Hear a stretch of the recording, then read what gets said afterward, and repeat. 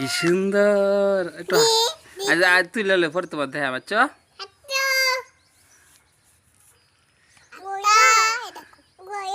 হ্যাঁ কাকা আমরা বাড়ি কোন কোন নানি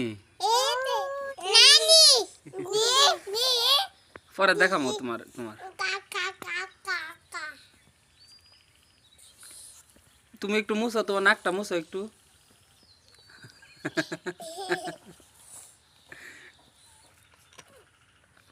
কাকু দাদি না দাদি না